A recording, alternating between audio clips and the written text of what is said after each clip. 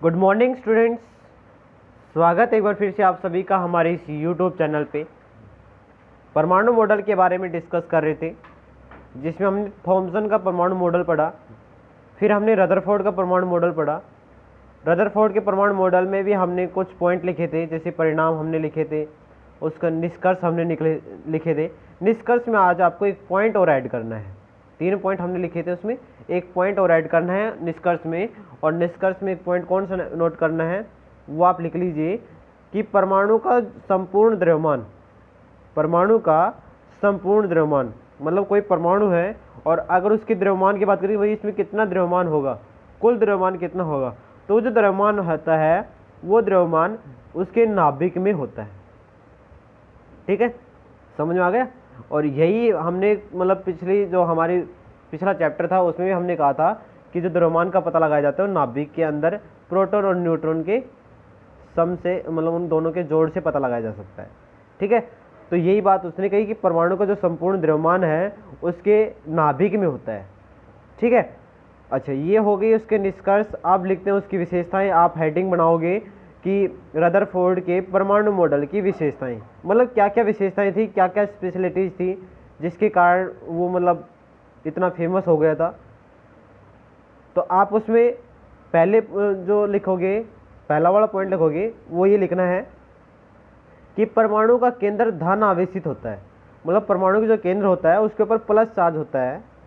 ठीक है, धन आवेशित होता है और जिसे नाभिक कहा जाता है। ठीक है, और एक परमाणु का जो संपूर्ण द्रव्यमान है वो कहाँ मिलता है, उसके नाभिक में ही मिलता है। ये हो गया इसकी पहली विशेषताएं, पहला पॉइंट जो इसने बताया था जो कि इसकी विशेषताओं में आता है। ठीक है, दूसरा पॉइंट ये है कि इलेक्ट्रॉन नाभिक के चारों ओर वलयाकार मार्ग में चक्कर लगाते हैं। वलयाकार मार्ग कौन सा, इस तरीके से रिंग के आकार में, ये वाला, इस तरीके से क्या करते हैं, चक्कर लगाते हैं। एनर्जी मिलती रहती है और वो चक्कर लगाते रहते हैं इस तरीके से। ठीक है, तो वलयाकार मार्ग में वो क्या करते हैं, चक्कर लगाते रहते हैं। सेकेंड पॉइंट इसने ये बता दिया। और जो थर्ड पॉइंट था उसमें उसने ये बताया कि जो नाभिक का जो आकार है वो परमाणु के आकार की तुलना में काफ़ी कम होता है।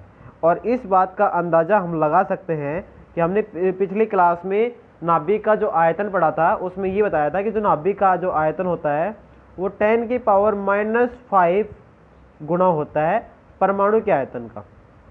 मतलब जितना परमाणु का आयतन होगा उसका 1/10⁵ मतलब 1 लाखवां हिस्सा, 1 लाखवां हिस्सा होगा, वो होगा नाभिक का आयतन। आप बताओ परमाणु का जो आयतन है वो नाभिक का आयतन से कितना अधिक है। इसका मतलब ये हो गया कि जो नाभिक का आयतन है वो परमाणु के आयतन से बहुत ही कम है। तो इसका मतलब आकार भी क्या होगा, बहुत ही कम होगा। समझ में आ गई ना पॉइंट। तो इसने क्या कहा कि नाभिक का जो आकार है वो परमाणु के आकार की तुलना में काफ़ी कम होता है। तो ये तो थी उसकी उपलब्धियाँ, इसकी विशेषताएं कि भाई किस किस विशेषताओं से फेमस हो गया। अब बात करते हैं कि ऐसी कौन सी कमी रह गई थी जिसके कारण उसका परमाणु मॉडल स्टिक नहीं बताया गया। चलिए बात करते हैं उसकी कमियों की। तो कमियों में क्या कहा गया कि रदरफोर्ड के अनुसार इलेक्ट्रॉन नाभिक के चारों ओर वलयाकार मार्ग में चक्कर लगाते हैं। रदरफोर्ड ने बताया था कि वलयाकार मार्ग में चक्कर लगाते हैं। तो किंतु आवेशित होने के कारण, आवेशित मतलब उनके ऊपर चार्ज होने के कारण, अगर हम किसी बैटरी को चार्ज करते हैं, हम मोबाइल की बैटरी को चार्ज करते हैं तो धीरे धीरे क्या हो जाएगी, वो डिस्चार्ज होती जाएगी। धीरे धीरे क्या होती जाएगी, डिस्चार्ज होती जाएगी। और एक टाइम ऐसा आएगा जब हमारा फ़ोन क्या हो जाएगा, स्विच ऑफ हो जाएगा, है ना। ऐसा ही होता है ना। तो ये भी कह रहा है कि ये आवेशित होती है मतलब चार्ज होती हैं और जो इसके इलेक्ट्रॉन है वो चार्ज होते हैं। जब ये ऊर्जा मतलब निरंतर चक्कर लगाते रहते हैं तब ये ऊर्जाएं धीरे धीरे क्या हो जाती हैं, कम होती जाएंगी। जैसे चक्कर लगाते जाएंगी ऊर्जा कम होती जाएगी और एक समय ऐसा आएगा लास्ट में कि जो नाभिक, जो इलेक्ट्रॉन है उसकी ऊर्जा बिल्कुल जीरो खत्म हो जाएगी और जो नाभिक है वो मतलब थक कर हार कर कहाँ गिर जाएगा, नाभिक में गिर जाएगा। ठीक है, और नाभिक में गिरने के कारण परमाणु क्या हो जाएगा, नष्ट हो जाएगा। तो ये उसकी सबसे बड़ी कमी थी जिसको वो नहीं दर्शा पाया। यह रदरफोर्ड मॉडल की सबसे बड़ी कमी थी जिसे रदरफोर्ड समझ नहीं पाया। ठीक है, समझ में आ गई उसकी कमी क्या थी।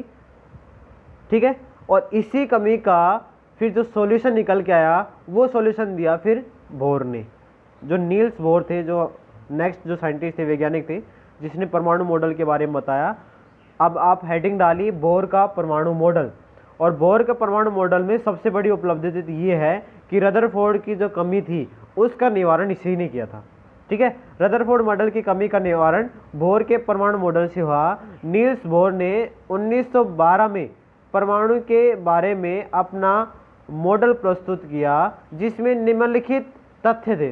कौन कौन से तथ्य थे? तो सबसे पहले तो आप ये बना लो, एक आपको लाइन लिखनी सबसे पहले, पहला पॉइंट डाल के बोर का मॉडल आप जो इसके हेडलाइन है वो बना लीजिए, बोर का परमाणु मॉडल, और उसमें पहला पॉइंट लिखिए रदरफोर्ड मॉडल की कमी का निवारण बोर के परमाणु मॉडल से हुआ। पहला पॉइंट ये लिख लीजिए आप।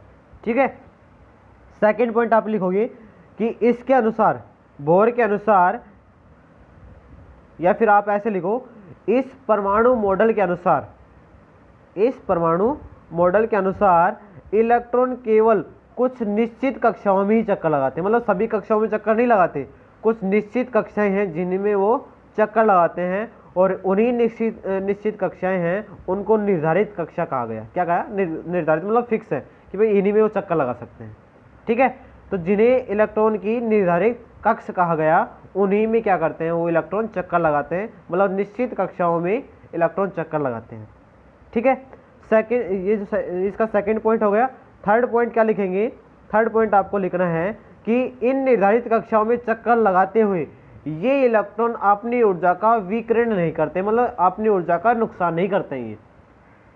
ठीक है, इलेक्ट्रॉन चक्कर लगाते हैं, इसका मतलब इनकी ऊर्जा के ऊपर कोई फर्क नहीं पड़ने वाला।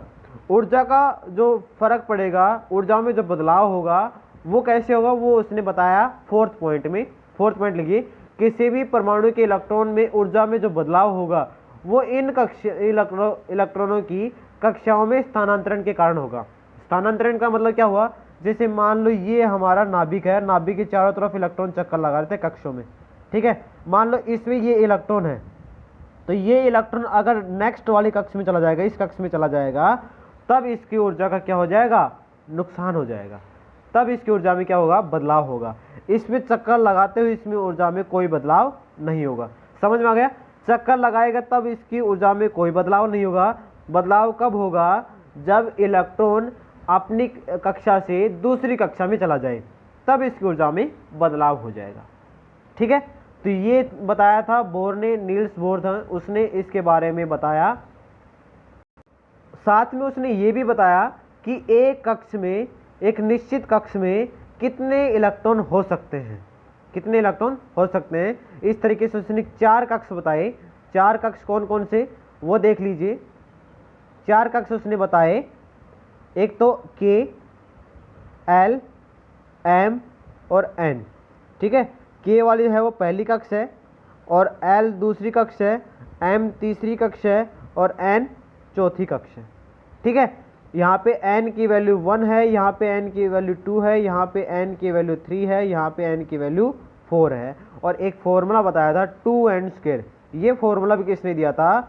बोर ने दिया था, इसलिए इसको कहा जाता है बोर का नियम। ये भी नियम था, ये बोर ने दिया था, और उसने बता दिया कि अगर आप यहाँ पे कक्ष में आप निकालना चाहो कि इलेक्ट्रॉन कितने आ सकते हैं, पहली कक्ष में कितने इलेक्ट्रॉन आ सकते हैं, तो पहली कक्ष में इलेक्ट्रॉन निकालने के लिए आपको n की जगह क्या रखना पड़ेगा? 1 रखना पड़ेगा, जिसकी वजह से आंसर कितना आएगा? 2। इसका मतलब पहली कक्षा में कितने इलेक्ट्रॉन हम भर सकते हैं? सिर्फ 2 इलेक्ट्रॉन हम भर सकते हैं, मतलब 2 इलेक्ट्रॉन पहली कक्षा में रह सकते हैं। ठीक है, 2 रखेंगे n की वैल्यू तो 8 आएगा। इस तरीके से 2, 8, तीसरी कक्षा में 18 और चौथी कक्षा में 32, इस तरीके से इलेक्ट्रॉन आ सकते हैं निश्चित कक्षाओं के अंदर। ये सब बातें बताई बोर ने। ठीक है, तो बोर के पॉइंट आपको समझ में आ गए होंगे। लिखना मैंने कहाँ तक बता दिया, जरा एक बार बताना। लिखना मैंने बता दिया था यहाँ तक कि 3 पॉइंट मैंने बता दिए थे। ठीक है, तीनों पॉइंट आपको ये लिखने हैं, 1 पॉइंट वो लिखना था, मतलब टोटल पॉइंट कितने हो गए इसमें? 4 पॉइंट हो गए। ठीक है, एक तो ये वाला पॉइंट, पहला वाला, दूसरा पॉइंट, तीसरा पॉइंट, चौथा पॉइंट, 4 पॉइंट इसके हो गए हैं। ठीक है, तो बस आपके तीनों परमाणु मॉडल कंप्लीट हो गए हैं। पहला हमने पढ़ा जे थॉमसन के बारे में, दूसरा रदरफोर्ड के बारे में, जे थॉमसन की क्या कमियां थी, रदरफोर्ड की क्या कमियां थी, रदरफोर्ड की कमियां किसने दूर की? बोर ने दूर की। बोर का फिर परमाणु मॉडल हमने पढ़ा। इन तीनों का परमाणु मॉडल हमने पढ़ लिया। ठीक है, बाकी हम करेंगे नेक्स्ट क्लास में। नेक्स्ट जो क्लास है वो और भी इम्पोर्टेंट होने वाली है हमारे लिए। अगर अब तक आपने इस चैनल को सब्सक्राइब नहीं किया है तो मेरी आपसे रिक्वेस्ट है, इस चैनल को सब्सक्राइब कर लीजिए, वीडियो को ज़्यादा से ज़्यादा शेयर कीजिए। आपसे एक ही रिक्वेस्ट है कि वीडियो को ज़्यादा से ज़्यादा शेयर करें, लाइक किया करें, ताकि हमारा भी हौसला बना रहे। मिलते हैं नेक्स्ट क्लास में, तब तक के लिए नमस्कार।